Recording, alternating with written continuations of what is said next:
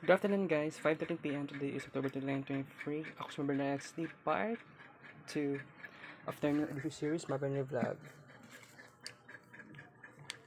Guys, matos ako Santa Ana. Tara, mga tuta. Tanaw lang ako ang something cluster. Pag-ulit na ako din sa balay, magkuhan na ta. Kids paint.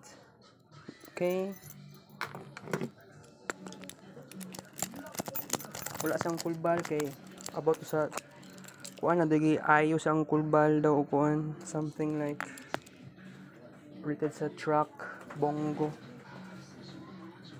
paayo daw siya sila ni ang pulpuyong dala kong payong in case na basig mag-ulan niya.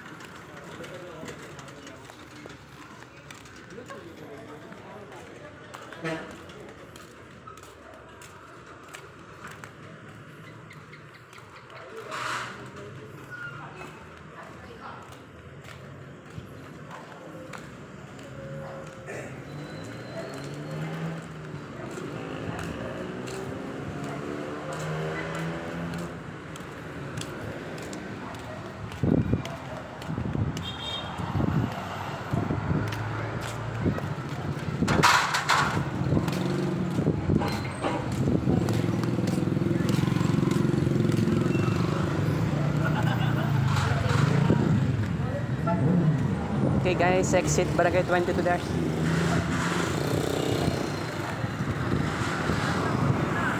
Happy Sunday guys.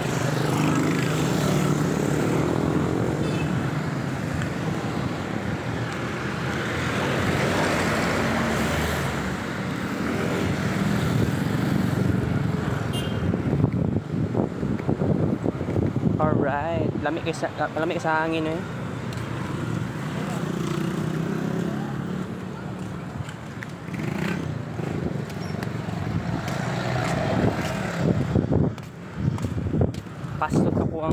Napaslot akong DL lagi lang ako karon.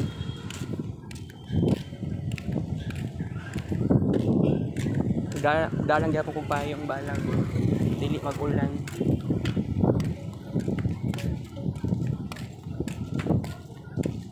I hope makasayo kog mataugma barangay election na tomorrow.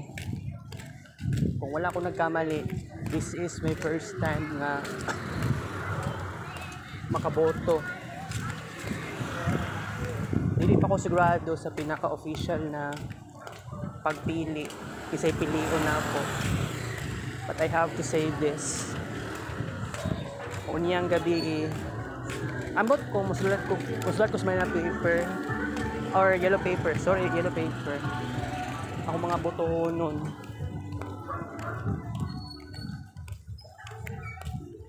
Kaya to sa una, nagdala ko yellow paper sa una. Oo.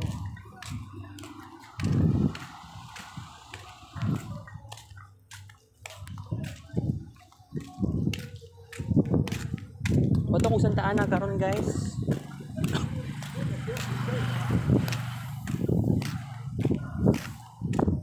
Na-remember pa na ako tong last year Philippine election, national election.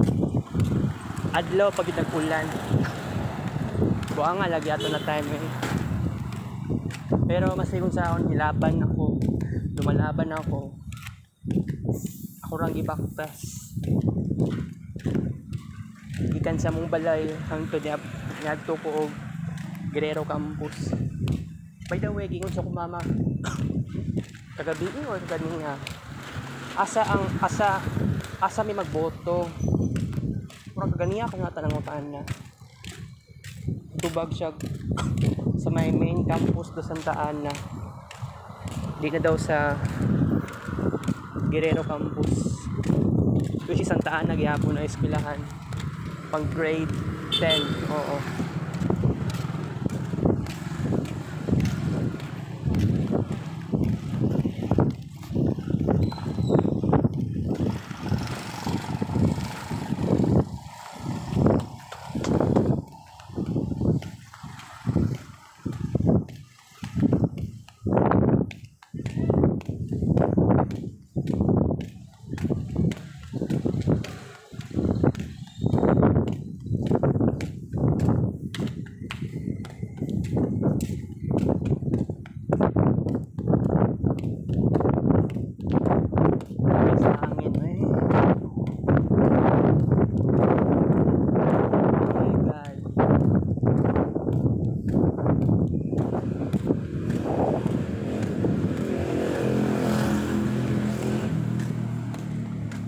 Okay.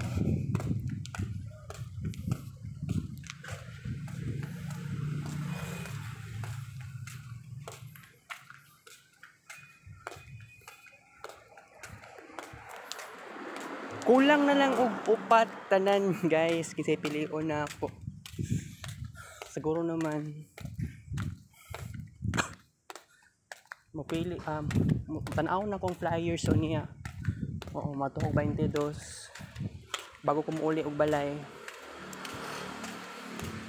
Actually, okay ra man good na tulo lang imong pilion, upat. First tinuod lang ako personally gusto ko ako 7. Kompletohon ako tanan.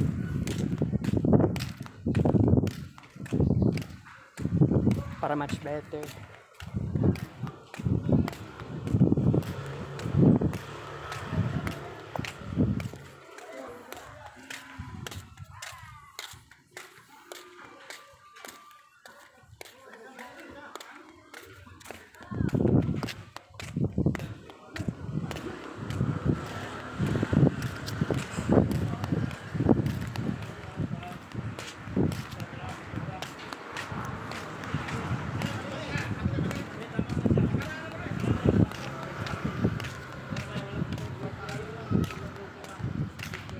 Last year, kung wala akong nagkamali, alas 6 jud sa buntag. Kakuan jud mi naka. Mo na time gid ang mga bli sa Guerrero Campus para magboto, para magbotar. Kung wala akong nagkamali, magdala gid siya ballpen. So, lesson learned. Ang tanan ni karon, actually dili man abli ang Santa Ana. Kasi nakapaskil dira. Katiya eh. Wala kay ko nag-prepare og maayo last week. Okay, nabay announcement. Sarado naman kay dira eh. Oh my god. Wala. Okay.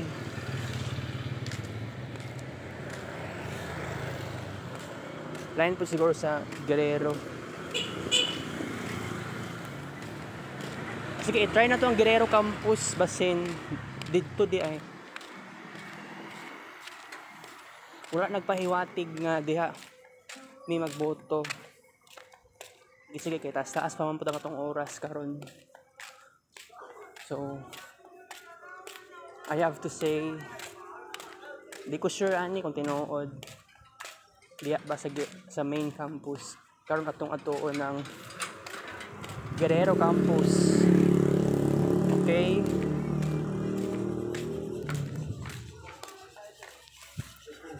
Nga to ta guys, mingaw kay diri eh.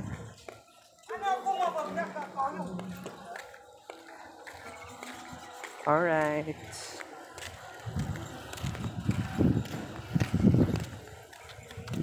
Balag lonely lang kaayo ta.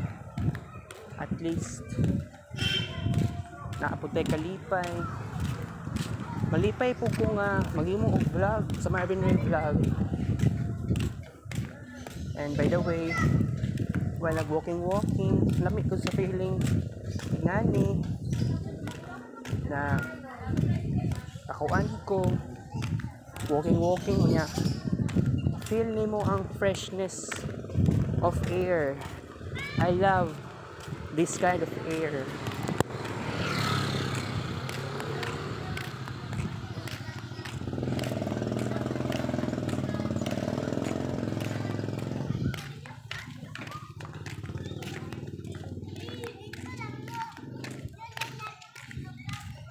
Gimingaw na ako sa Guerrero Campus. Pero di na ta kasila dira jud. Diba? Oh, lahat lagi sa una. Di naman gud takuan. Di na bayata. Di na gud ta bata. Para mag-engana. Something. Lah, naglibo ko asa ang Guerrero. Siguro sa unahan pa.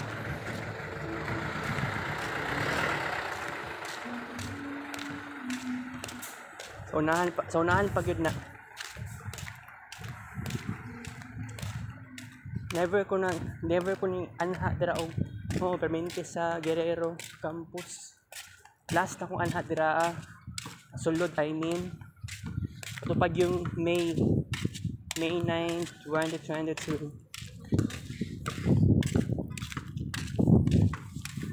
Gimingaw na jud ko eh.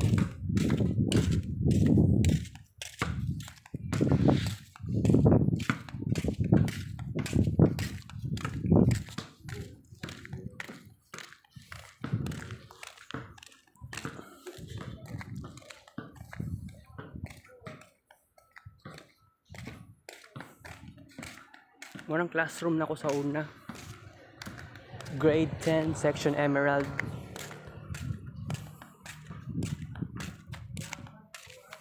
Lahat na karon siguro. Okay, doon lang ako sa Guerrero Campus.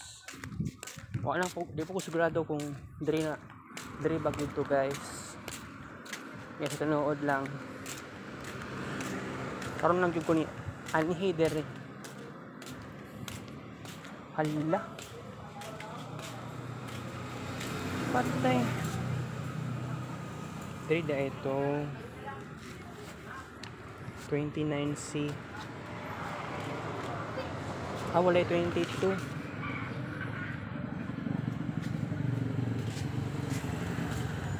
So dito diri So asa man tahan ni.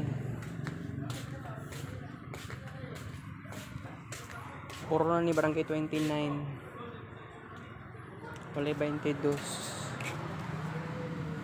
Okay. Tara. Sa kuan na lang ta. Sa duha ka elementary schools. Arwasog sa Quezon. Dito ta. Kain po kay Draan. Pero wala sa main campus. Walay kuan. Walay cluster. Walay kabutang na. Model kagi Draan siguro. Magboto. That's so weird. Karahon na ginato ni Barangay 29 man dyan ni no.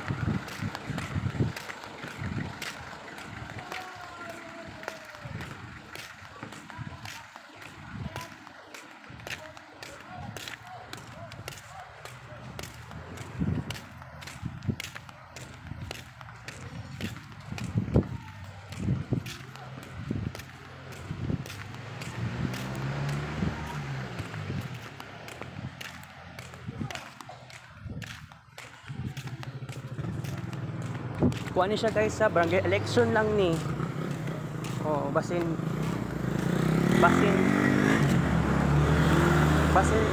mas stricto gihapon or basin stricto gihapon ni siya guys same sa national election.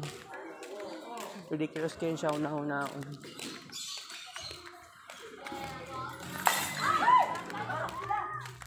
Holy shit.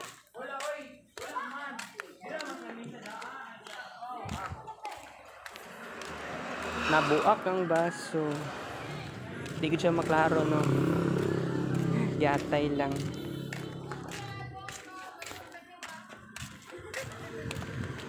Nabuak ang baso.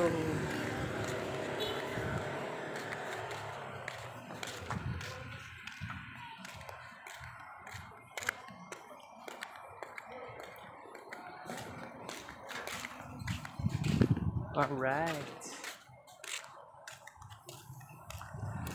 Kuan daw. Ato sa unahon ng kuan. Elementary school sa Santa Ana. Lipot na lang data. Kaya dito sigurado aning kuan. Di na po ta sigurado ani.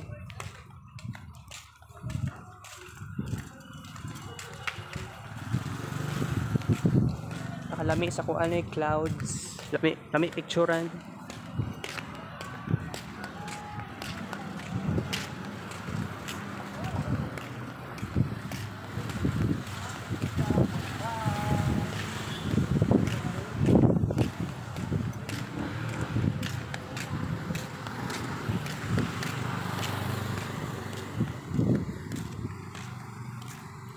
Picture na ko sa una na sa kuan mathematics katong grade 10 section emerald ko si Sir Jeffrey.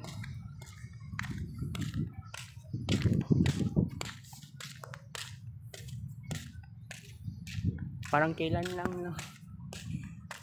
lang ang atong kuan ang katong high school life na ako. Tinuod lang, wala kayo na ako nasulit ng high school life na ako. Kaya di kayo ko nag-interact sa akong mga classmates compare sa akong mga classmates sa una. Pero sa tinuod lang, imagine kung katong sa una as earlier as ang katong time na nakagamit ko Facebook for the very first Facebook Lite or FB Lite, pinakauna na akong nagamit or install and then open, log in. That was officially August 24, 2015. Pero imagine if nagamit ko FB Lite as earlier as 2011. Sabihin na lang natin, bahalag wala kay friends kaayo. Kung naaman tayo kids paint sa una, okay lang, 'di ba? Okay lang na kuan. Okay lang na okay lang na wala na to nasulit ang high school life with my classmates or schoolmates. Basta importante na atay mag-create na artistic achievements. Pero 9 years ko nag-spend sa akong life sa internet. Niaundang ko 2020 tungkol sa COVID. Okay, walay listahan. Nan ako sa may Santa Ana Central Elementary School. Walay listahan para sa mga voters. Okay. So guys, actually niadto ko assumption gahapon pero wala ko niadto kuan. Wala man din ko niadto sa assumption. No, wala ko ni sumurag wala day. Wala to nagamit ang eskwelahan para sa kuan. Kaya kuan man gid na siya kanang private school man gud na siya.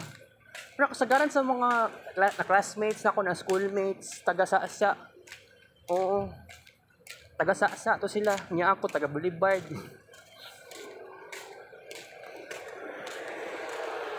Wala ko diri guys.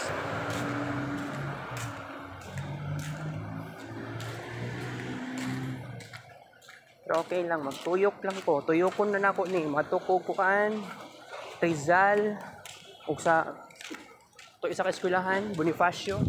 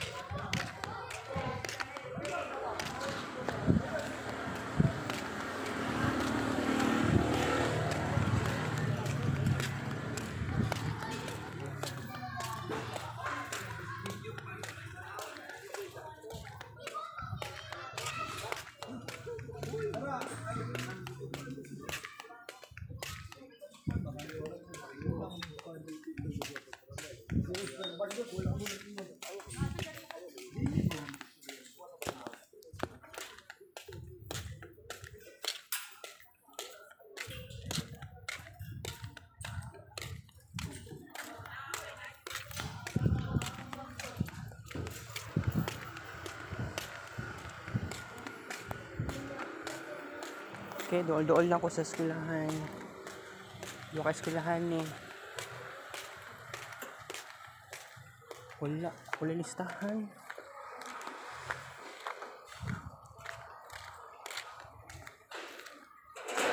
Kita eh. Wala di kwan diri ah.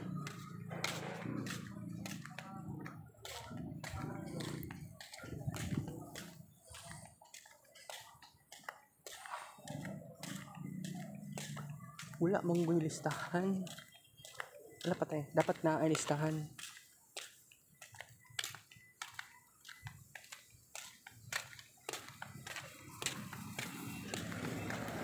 Panguta na asa ko magboto, asa may magboto ani. Para man lang na awareness, guys.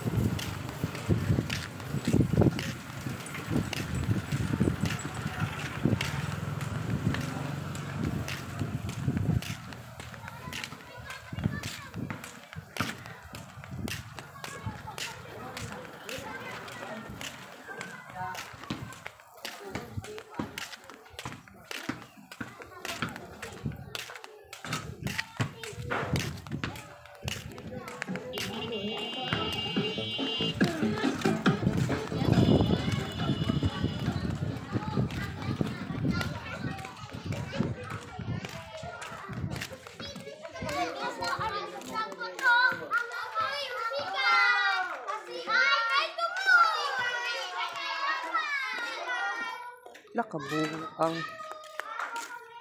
ang saan man ay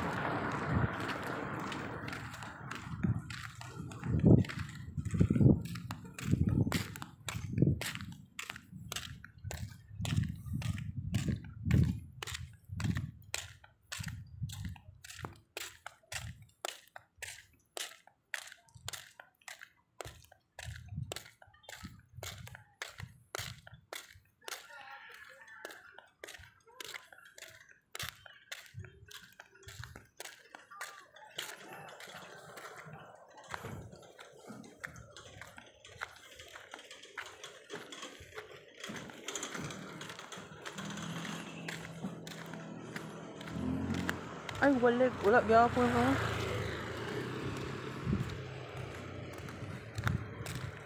Sometimes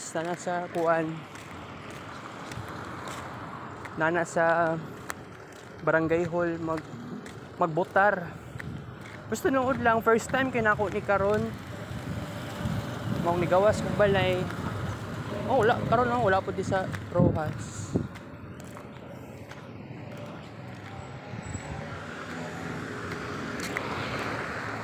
Nana sa barangay hall. Lain pud kaayo sa eskwelahan ng gitanan magbotar. Ridiculous.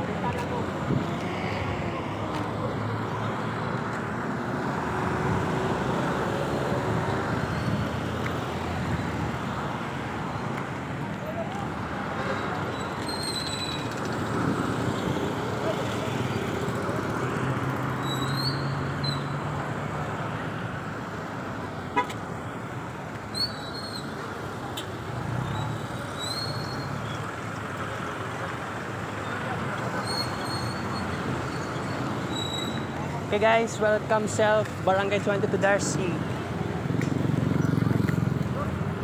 Alright, anam-anam na gabi karon guys. Sayo pa kayo, 5:45 PM.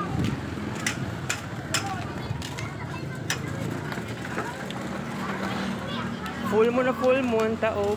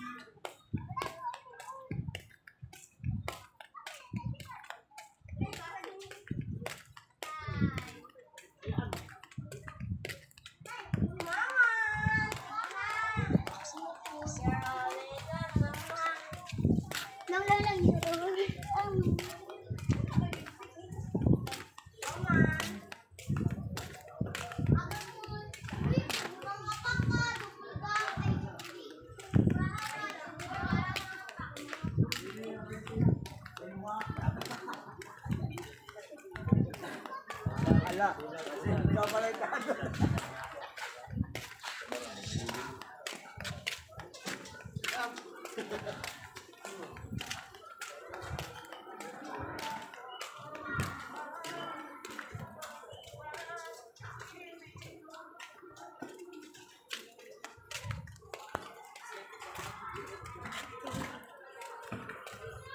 man naka-announce diri.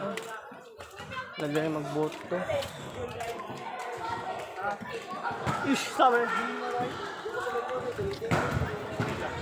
By the way, kailangan akong duha ka kagawad. Kung duha ka SK kagawad. Official decision karon na gyud.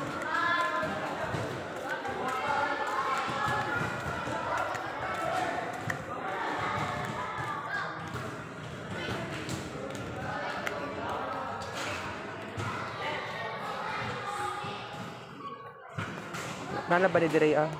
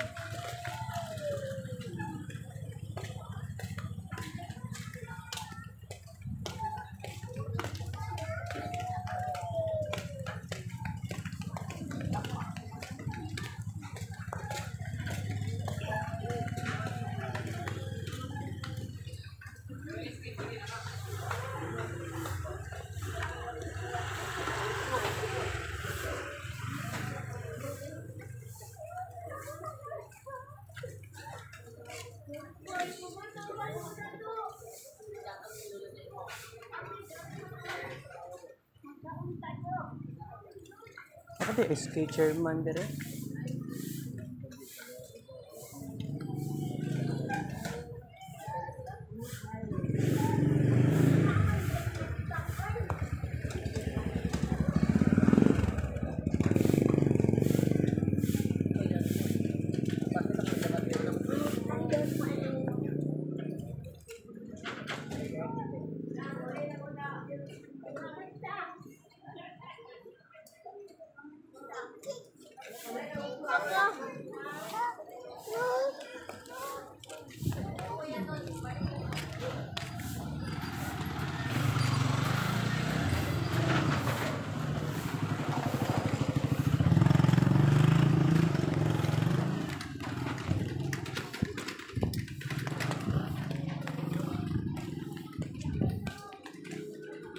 Wala may laing chairman diri. Ah. Paita eh.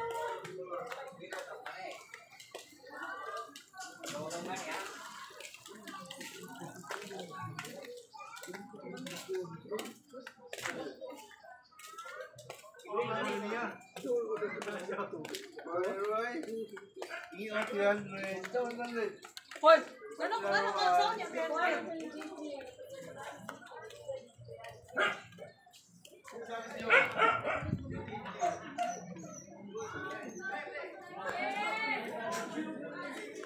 SK chairman na ini.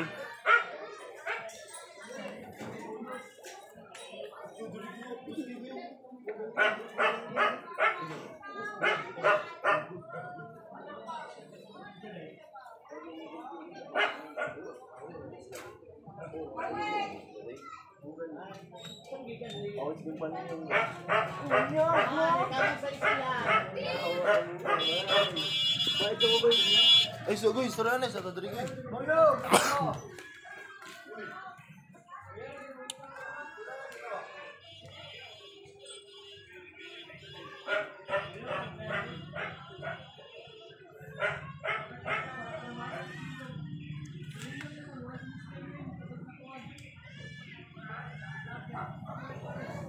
Isa lang kabuk SK chairman.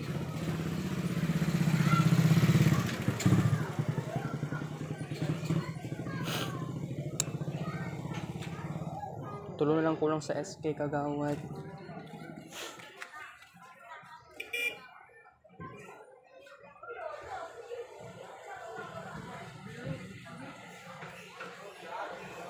Wait lang ha, muna naman siguro ni.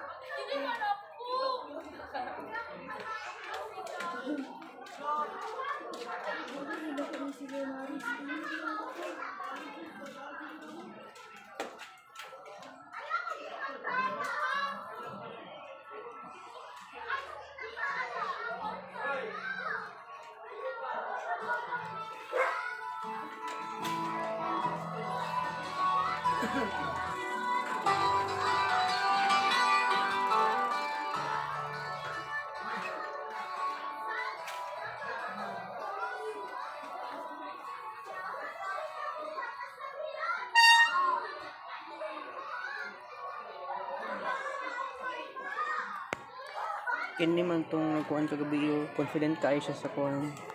Confident kayo siya sa mga speech.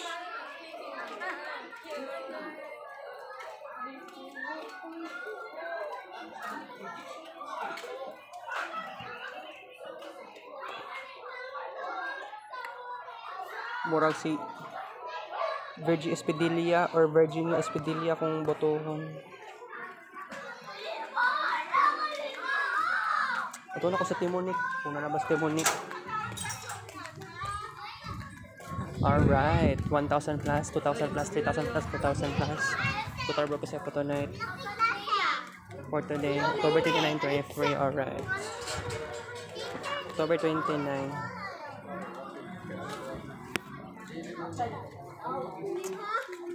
Kay nitabang mo na sa mama, wala ko kaano.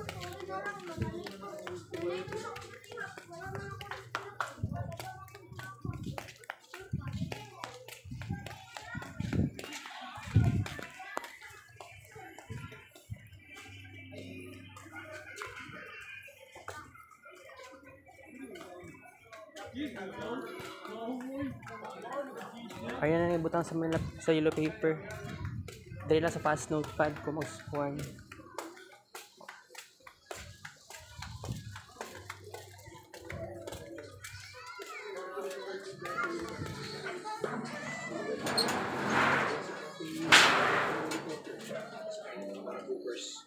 Golf?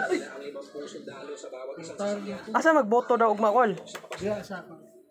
Sa Santana ta, pero wala gi kas number sa kuan. Sa gawa Santana, sulod siguro ano. Oh, wala lagi dito ah.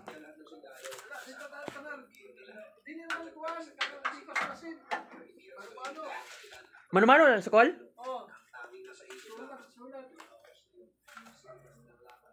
Pwede matalag kuan call? Papel?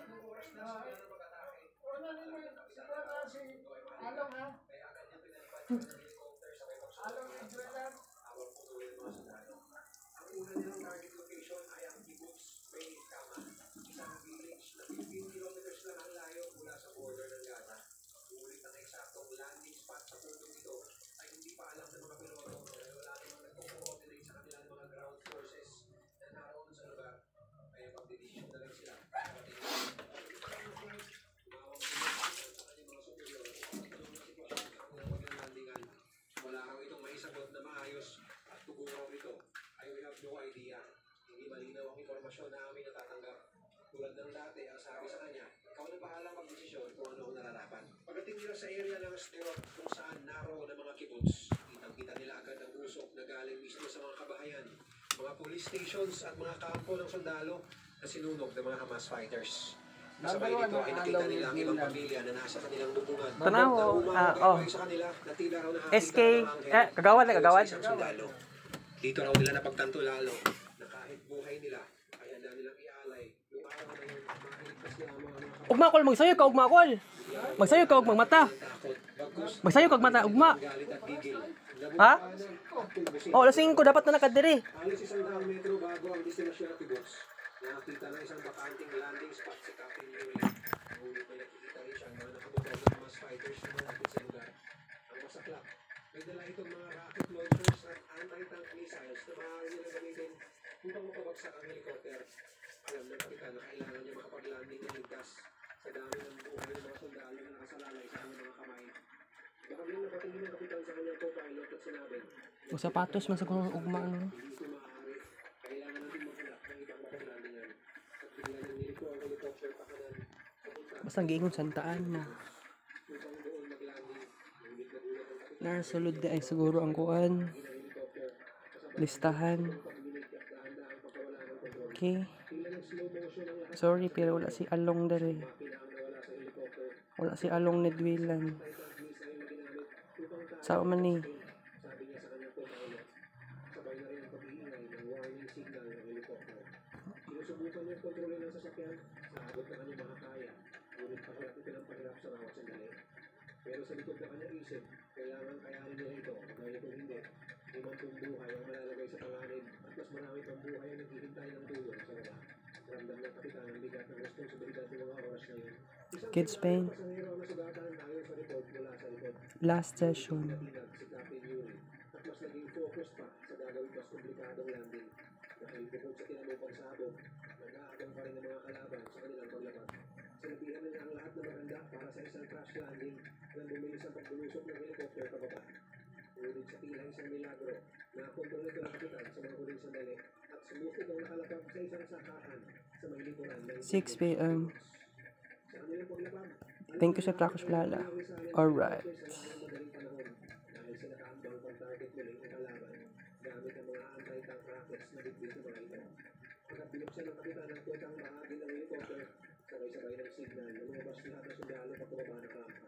Dahil dito, walang sinayang ng oras at nagsitakbuhan palabas ng mga sundalo kasama ang isang kasamahan nilang sugatan sa unang pagsabog at nagsipagdapahan sa lupa nang makalayo ng bahagya sa sasakyan na hinapawid.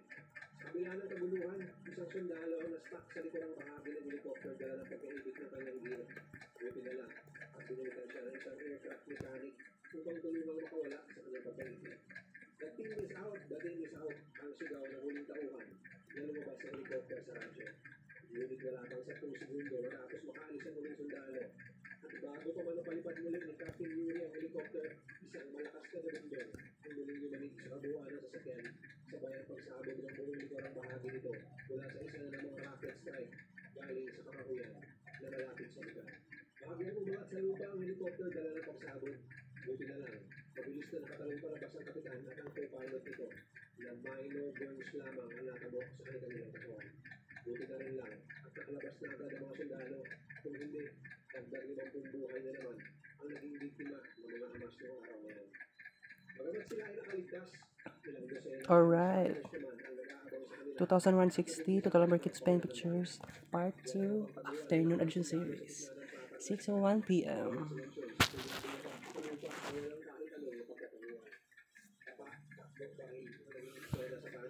Samantalang walang habas na pagbabaril naman, natin ang pag-aabalahan ng Hamas fighters.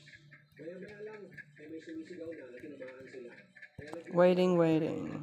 nagmula lang itong Alright. kabigay na pakulang linas sa mga kasamahan niya. Kahit siya rin ay patuloy na binabaril ng kalaban. Buti na lang at agad nakapwesto at nakaresubak ang mga snipers na naturang grupo at isa-isa nila na neutralize ang mga Hamas kahit na ito ay nagtatago sa kasabayan. Agad nag-regroup ang mga paratroopers na gaya na nakasanayan sa bilang nilang trainings.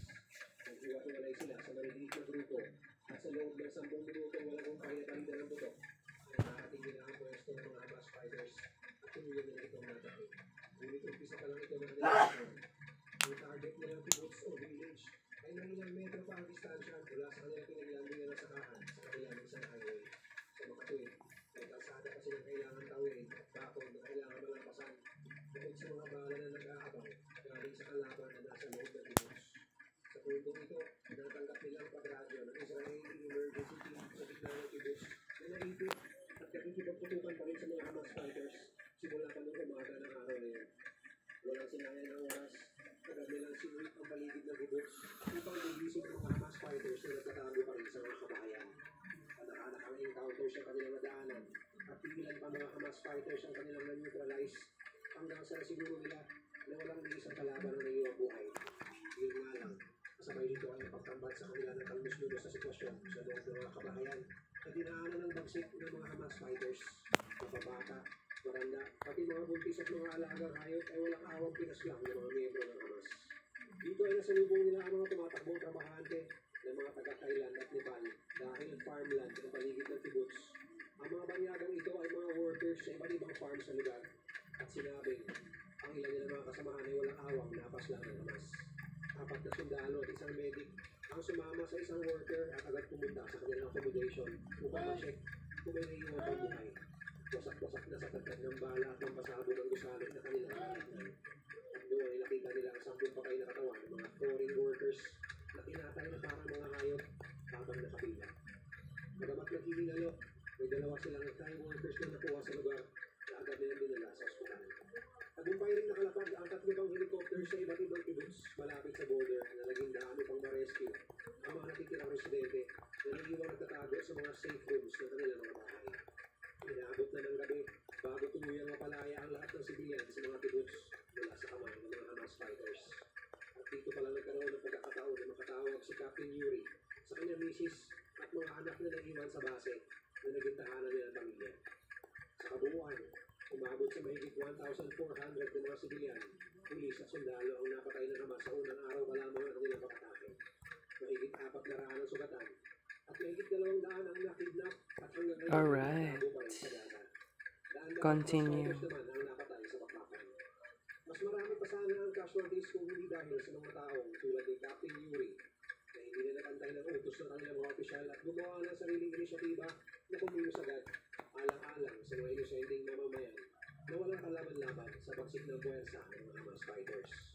Ikaw, kapag may matake sa Pilipinas tulad ng nangyari ng October 7 sa Israel, handa ka rin bang iaalay ang iyong buhay at lumaban upang ipagtanggol ng kasarinlan ng ating bayan?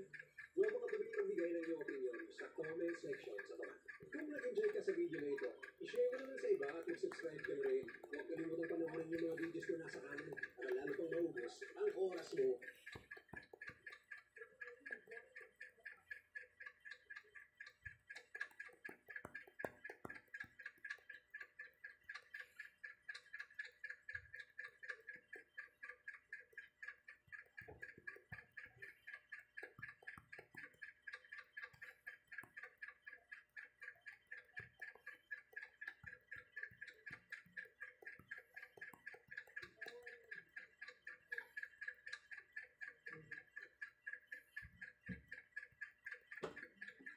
Kailangan ng pagtawid para makabayad ng bills at everyday needs?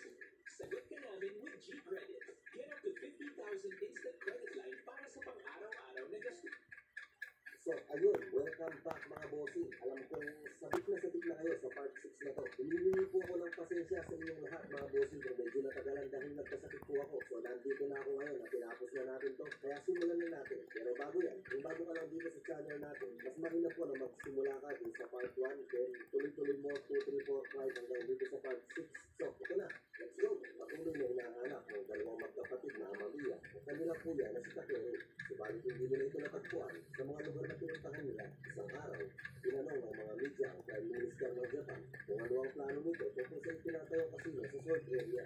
Sinabi nito na ang kasino nito ay magiging magandang asset para sa ekonomiya ng Japan at ito ay kasalukuyang pang isinasagawa sa ngayon. Dagdag pa nito, ang kasino ito ay makakatulong sa pagpapaganda ng mga lugar dito at madami din ang pwedeng mabigyan ng trabaho dahil dito. Samantala, kasalukuyang pinapanood ni Masaki ang balitang ito. Ipinakita din dito ang pagkasulog ng Nameless City na ang nakitang dahilan ay isang gangwang. Nakita din dito ni Masaki ang container yan na kung saan naganap ang laban kamakailan lang.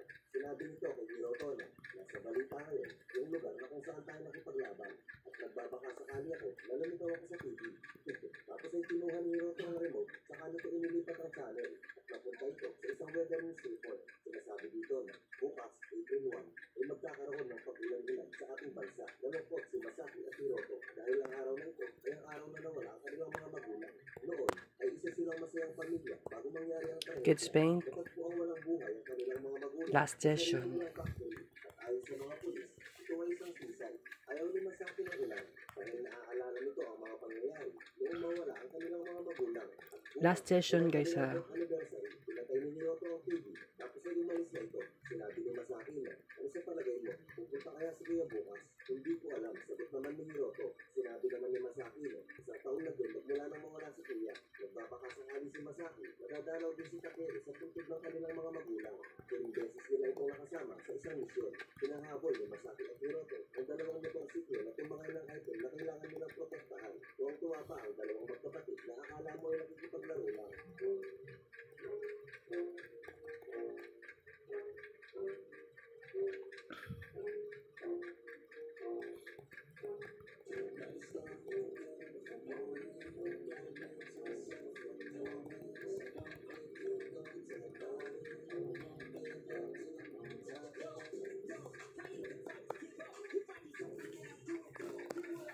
Okay. Wow. Alright.